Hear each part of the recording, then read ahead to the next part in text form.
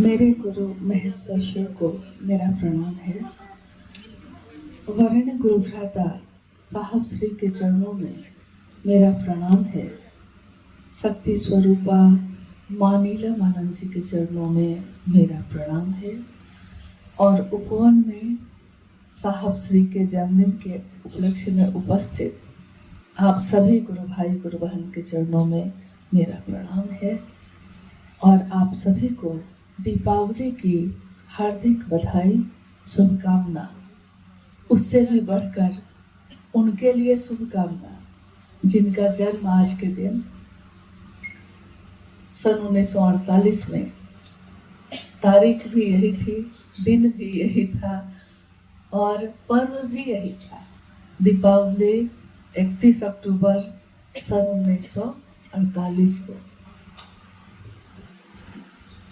धरती पे तो मानसिक रूप से और आध्यात्मिक रूप से दोनों रूपों से अंधेरा छाया ही हुआ है, लेकिन एक ऐसी रोशनी इस धरती पे उतरी जिसने हमारे आपके मन को रोशन किया, उजाले से भर दिया। कहते हैं कि गुरु अंधेरे से रोशनी की ओर ले जाते हैं। किताबों में लिखा है, शास्त्रों में लिखा है, लेकिन ये अंधेरे से रोशनी में जाने की विधि क्या है, तरीका क्या है, ये हमारे आपके जैसे लोगों को पता नहीं। इसके लिए हम लोग हमेशा दूसरों पर निर्भर रहे, यही सोचते रहे कि हमको क्या आता है, हम लोग क्या जानते हैं। तो जब भी पूजा पद्धति भी हुई या कोई पर्व या अनुष्ठान हुआ तो हमेशा हम लोग वैसे लोगों को खोजते थे जो इसकी विधि को जानते हैं। जैसे वो गीत है, शिव हो बता कौन विधि से हम उस पार उतरेंगे, उतरब पार कौने विधि ना, किस विधि से हम उस पार उतरेंगे, हे महादेव हमको बता दीजिए, क्योंकि हम लोग को पता नहीं। और साहब ने हमारे आपकी चेतना जो समझ सकती थी, जो हमारा मानसिक तल है, जितना हमको समझ में आता है, उस तल तक उतरकर हम सभी को महादेव के रास्ते पे चलने के लिए सामर्थ्य दिया, सबलता दी। और इस सामर्थ्य और सबलता में सुगंध थी। सुगंध है शिव की, सुगंध है शिव की शिष्यता की। शिव की शिष्यता की बगिया आज पल्लवित पुष्पित है। हर दिन नए नए पत्ते इसमें उगते हैं, नई कलियां खिलती हैं, नए नए फूल खिलते हैं। जिसको भी आप हम मिलके महादेव के रास्ते पे चलने के लिए प्रेरित करते हैं, वो आगे इस कड़ी को बढ़ाता है। अगर आप किसी को जोड़ते हैं तो वो किसी को जोड़ता है, फिर वो जिसको जोड़ा है वो किसी को जोड़ता है। एक ऐसी अंतहीन अविरल प्रवाह है ये, जिसका अंत ही नहीं हो रहा, होगा भी नहीं। क्योंकि एक कथा आपने सुनी होगी कि देवताओं ने सोचा कि शिव का आदि कहाँ है और अंत कहाँ है। तो एक अग्नि का स्तंभ प्रकट हो गया सामने, अग्नि का स्तंभ सामने प्रकट हो गया, और कोई चला ऊपर की तरफ, कोई चला नीचे की तरफ। किसी ने कहा कि मैं आदि कहाँ है इसका पता करूंगा, और किसी ने कहा कि अंत कहाँ है इसका पता करूंगा। लेकिन ये अंतहीन यात्रा उनकी चलती गई और एक दिन थक कर फिर वापस लौट आए। न आदि का पता चला, न अंत का पता चला। तो स्वाभाविक है, जिस शिव की सत्ता ऐसी है, उस शिव से जुड़ी हुई कोई भी भाव सत्ता है, शिव के शिष्यता का भाव भी वैसा ही होगा, अंतहीन अविरल। ये काम कभी खत्म होने वाला नहीं है। दुनिया जब तक रहेगी, नहीं भी रहेगी तब भी, क्योंकि दुनिया में सिर्फ जीवित प्राणी रहते हैं, वही तो शिव के शिष्य नहीं है। जो अशरीरी है, वैसी सत्ता जो दिखाई नहीं देती, शरीरी अशरीरी दोनों सत्ता शिव की ही तो है। शिव शिष्यता कभी खत्म होने वाली चीज नहीं है। हमारा आपका उसमें क्या प्रयास है, हम आपने कितना उसमें योगदान दिया है, ये गिना जाता है। काम तो होगा ही होगा, महादेव का काम है, महादेव खुद करवाते हैं। काम तो मेरे आपके करने से होता नहीं है, लेकिन ये श्रेय दे दिया साहब ने कि चलिए आपके मन को लगेगा कि मैंने भी कुछ किया है, मैंने भी कुछ किया है। एक मन में सुखद एहसास रहेगा हमेशा। इसका श्रेय जिनको जाता है उनका जन्मदिन है आज, और उन्हीं के सानिध्य में हम लोग आज बैठे हैं। हालांकि हम लोग नमन करते हैं आपको कि मन में महादेव और साहब दीदी का प्यार कितना भारी हुआ कि हम लोगों ने लाख मना किया, लेकिन तब भी आप लोग इतने लोग तो आ ही गए। जबकि आज दिन है दीपावली का, और सबसे हम लोगों ने प्रार्थना की कि आप अपने घर में अपने साहब का जन्मदिन भी मनाइए, अपनी दीपावली भी मनाइए, अपने मोहल्ले अपने परिवार के साथ। हाँ, लेकिन वही हमारा फर्ज था कहना कि आप ये कहते कि भाई हमको तो बुला लिया गया, तो फर्ज था कहना। लेकिन भारी जो होता है वो आदमी कर ही लेता है, जो मन जिसमें खिंचता है वहां वो चला ही जाता है। हाँ, नहीं तो कोई क्यों जाए किसी के यहाँ। अब तो स्थिति ये है समाज की कि होली और दीपावली जैसे पर्व पे भी लोग पड़ोसी के यहाँ नहीं जाते, मोहल्ले में एक जगह नहीं जुटते। छठ का पर्व अभी आने वाला है, वो भी लोग अपने छतों पे करने लगे हैं। सब छोटा छोटा छत पे अलग अलग हो गया, कभी एक घाट पे रहने वाले लोग अलग अलग हो गए। तो आज इस विषम माहौल में सेवके से सितर ने सबको एक किया है और महादेव को भारी किया है। ये साहब का दिया हुआ है। और आपने अभी सुना है कि साहब ने क्या कहा, उन्होंने क्या चाहा है, तो हम उनकी चाहत में अपनी चाहत को मिला सके, जो उन्होंने चाहा है वो कर सके। इसके लिए उनको नमन करिए, इसके लिए उनसे दया की याचना मांगिए। कितने बार साहब ने कहा कि दया की याचना आप मांगते हैं, लेकिन दया की याचना किस लिए? महादेव के लिए या अपनी मनोकामना के लिए या अपने लिए?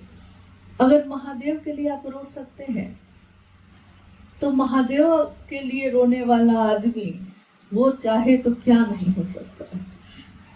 ये धरती अपनी जगह छोड़ सकती है, आसमान अपनी जगह से हट सकता है।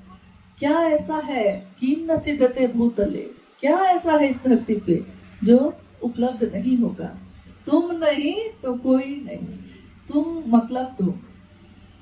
ये भाव हम लोग के अंदर था तो नहीं, लेकिन साहब श्री के सानिध्य ने मन को ऐसा बना दिया, मन में ऐसा भाव ला दिया है। अभी माँ नीलमानंद और साहब,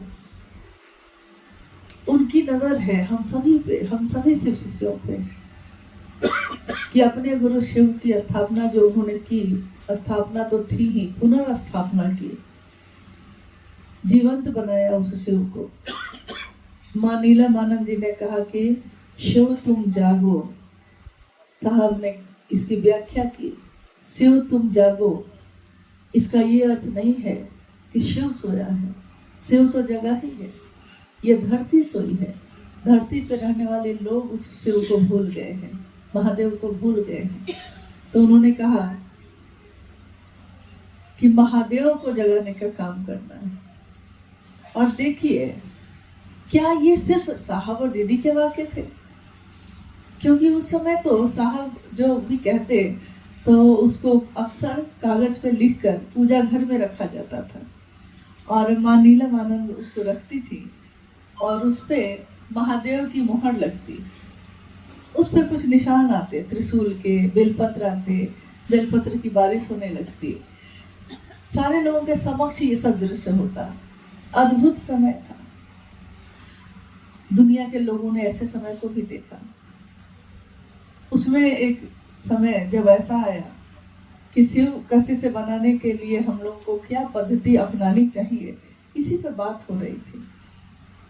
कोई तरीका होना चाहिए ना, कैसे पता चलेगा कि हाँ ये शिव से हो रहे हैं। क्लास तो शुरू कर दिया, लेकिन कागज पे लिख के एडमिशन नंबर कुछ तो होता है। तो उन्होंने कहा कि क्या किया जाए, तो लिखा गया उस पे, हर हर महादेव, नमः शिवाय, जागा जागा महादेव, और लिखकर पूजा घर में रखा गया। थोड़ी देर बाद माँ नीलमानंद जब गई तो उस कागज पे जागा जागा महादेव पे लाल रंग से सही का निशान किया हुआ था, त्रिशूल बना हुआ था। यानी वो भाव सत्ता जो है, भाव ग्रहण करते हैं, और उस भाव में उन्होंने जो शिव शिष्यता के लिए सही था जो वाक्य, क्योंकि हर हर महादेव तो सदियों से होता आया है, और नमः शिवाय का मंत्र भी सदियों से प्राचीन काल से चल रहा है।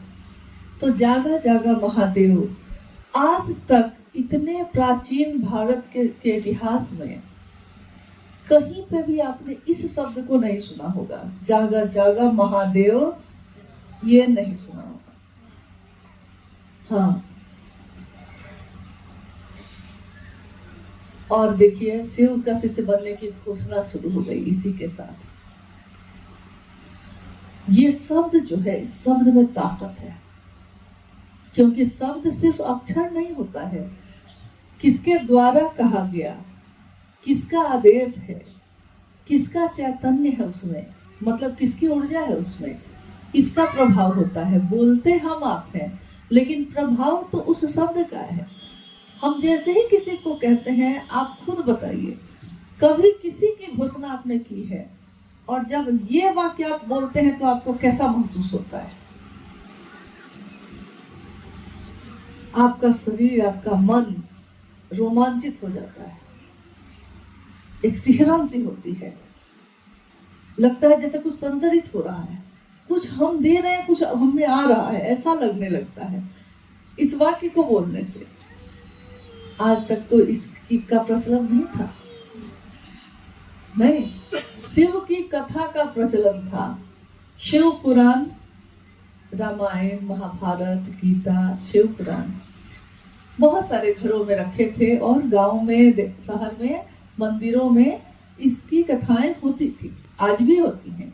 बड़े बड़े भागवत कथाओं का आयोजन होता है, उसमें जो जो अच्छी चीजें हैं सबको बताते हैं।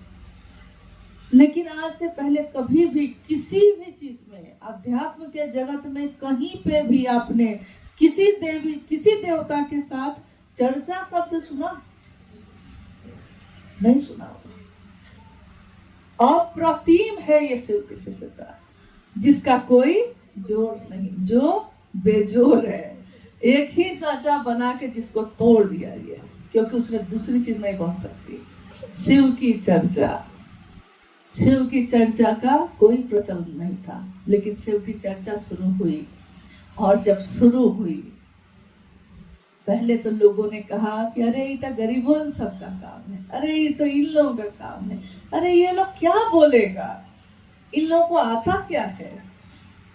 बहुत उतार चढ़ाव को बर्दाश्त करते हुए शिव शिष्यता की जो मूल धारा जो प्रकट हुई साहब के हृदय से, वो धरती पे आगे बढ़ने लगी, और धीरे धीरे लोग देख रहे हैं कि नहीं, हमने कैसे सोचा कि इसको कुछ नहीं आता, ये तो जब बोलने लगते हैं, कौन बोल रहा है ये, कोई विद्वान नहीं है, कोई गुरु नहीं, कोई देवी साध्वी नहीं है, कोई बहुत पढ़े लिखे शास्त्रों का अध्ययन करने वाले विद्वान नहीं है, ये कौन सी भाषा है।